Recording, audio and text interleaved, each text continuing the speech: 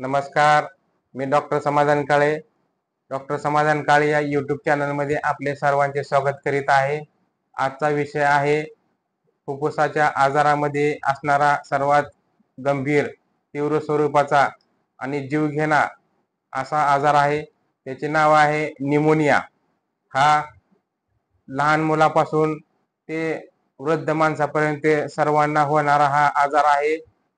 तर हा फुफ्फुसाचा आजार असून त्याला संसर्ग हा हळूहळू शरीरामध्ये इन्फेक्शन झाल्यानंतर, टॉक्सिक वाढल्यानंतर आणि जर बॅक्टेरियल इन्फेक्शन म्हणा, व्हायरल इन्फेक्शन म्हणा किंवा फंगल इन्फेक्शन जर श्वसन संस्थेमध्ये जर त्याचं संक्रमण झाले तर हा तीव्र स्वरूपाचा, सौम्य आणि तीव्र असे दोन्ही पण स्वरूप दाखवतो.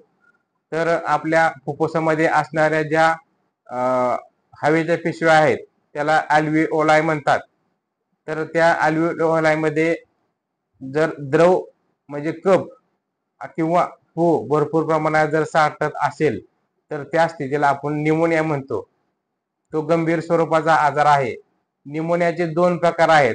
पहिला प्रकार म्हणजे लोबार न्यूमोनिया, दुसरा प्रकार आहे ब्रॉन्कोन्यूमोनिया. तर या दोन्ही प्रकारच्या न्यूमोनियावर एकच प्रकारचे उपचार केला जातो.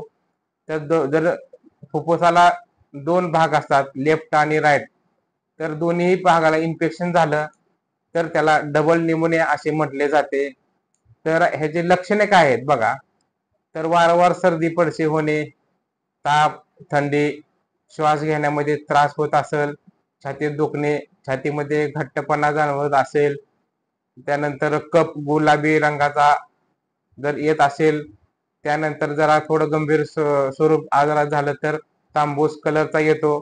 जर तीव्र स्वरूपाचा झाला असेल तर गंजलेल्या लोखंडाचा कलर कसा असतो तशा प्रकारचा कफ आपल्या थुंकीमधून बाहेर पडला जातो. लहान मुलांना गुंगी येणे, बेशुद्ध पडणे, झटके येणे, त्यानंतर ताप 105 पर्यंत जाणे, नाडीचे ठोके 150च्या वर जाणे, अशा प्रकारची लक्षणे, तीव्र लक्षणे या न्यूमोनिया या आजारामध्ये आपल्याला दिसून येतात. न्यूमोनियाची कारणे बघूया आपण. आता लक्षणे बघितली, आपण आता कारणे बघूया.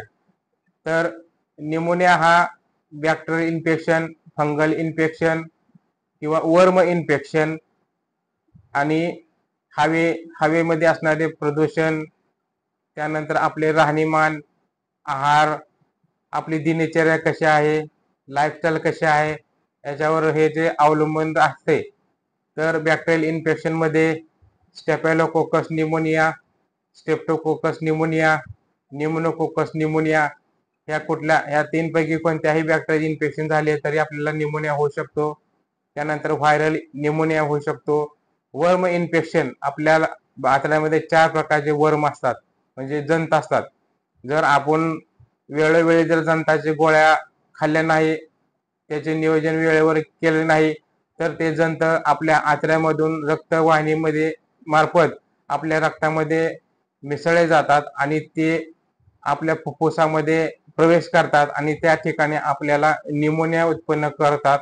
तर त्यामुळे गंभीर स्वरूप प्राप्त होते आणि त्यामुळे आपले जीव जाण्याचे पण चान्सेस असतात. त्यामुळे आपण जर वेळोवेळी 4 महिने किंवा 6 महिन्यातून एकदा जंताच्या गोळ्या खाणं गरजेचं आहे. त्यानंतर विषारी वायू, आपण ज्या ठिकाणी राहतो तिथली स्वच्छता नसणे, असे प्रतिकारशक्ती कमी असणे हे एक लक्षण आहे. तर अजून बाकीचे आजार आहेत किंवा औषधे आहेत त्यामुळे आपली प्रतिकारशक्ती कमी होते. त्यामुळे आपण वारंवार ह्या आजाराला बळी पडू शकतो. आता यानंतर आपण उपचार बघूया. पहिल्यांदा घरगुती उपचार बघू. धण्याचा काढा जर आपण रोज घेतला तरी सुद्धा आपल्याला न्यूमोनियापासून आराम मिळेल. त्यानंतर लसूणचा काढा जर घेतला तरी आपल्याला आराम मिळू शकेल. त्यामुळे आहार घेतला पाहिजे. आहारामध्ये कच्च्या आहाराचे, ताज्या फळभाज्यांचे समावेश करणं गरजेचं आहे आणि शिजवलेला आहार एकदा आणि कच्चा आहार असा 2 वेळा जर आपण घेतला तर आपल्याला आपले पोटाचे आरोग्य चांगले होईल आणि पाचनशक्ती वाढल्यामुळे शरीरामध्ये टॉक्सिक पदार्थ साठणार नाहीत. त्यामुळे ॲलर्जी निर्माण होणार नाही आणि आपल्याला न्यूमोनियासारखे असे भयंकर आजार होणार नाहीत. व्यायाम करणं गरजेचं आहे. त्यानंतर योगासनं करणे गरजेचं आहे, प्राणायाम करणं गरजेचं आहे. आयुर्वेदिक उपचारानंतर मी ॲलोपॅथिक उपचार तुम्हाला सांगत आहे.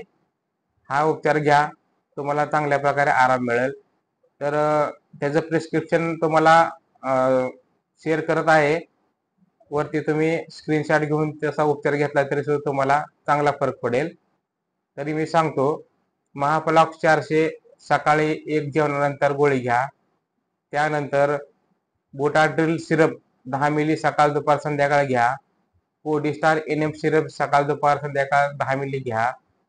त्यानंतर सुमोफ्लाम टॅबलेट सकाळ संध्याकाळ घ्या आणि डेरिवेंट प्लस टॅबलेट सकाळ संध्याकाळ जेवणानंतर घ्या. आणि जर आपल्याला छाती भरला असेल, कफ जास्त येत असेल तर नेबुलायझेशन घेणं गरजेचं आहे. तर बोडेकार्ड आणि डिओलिन हे सकाळ संध्याकाळ तुम्ही घ्या. जर ह्याने फरक पडत नसेल तर बुडेसाल आणि डिओलिन असे दोन्ही मिक्सअप करून जर तुम्ही सकाळ संध्याकाळ 5 दिवस घेतले तरी सुद्धा तुम्हाला आराम मिळून जाईल. जर ह्याच्यानंतर एवढं ट्रीटमेंट घेऊन जर तुम्हाला जास्त त्रास होत असेल तर 5 दिवस तुम्ही IV घेणं गरजेचं आहे. त्यामध्ये मोनोसेफ SB 1.5 ग्रॅम इंजेक्शन सकाळ संध्याकाळ आणि निकासिन 500 mg सकाळ संध्याकाळ इंजेक्शन घ्या. आणि जर धाप असेल तर डेरिफायलिन इंजेक्शन आणि डेक्झा इंजेक्शन तुम्ही 5 दिवस घेणं गरजेचं आहे. हे घेतल्यानंतर तुम्हाला 100% आराम मिळून जाईल. धन्यवाद.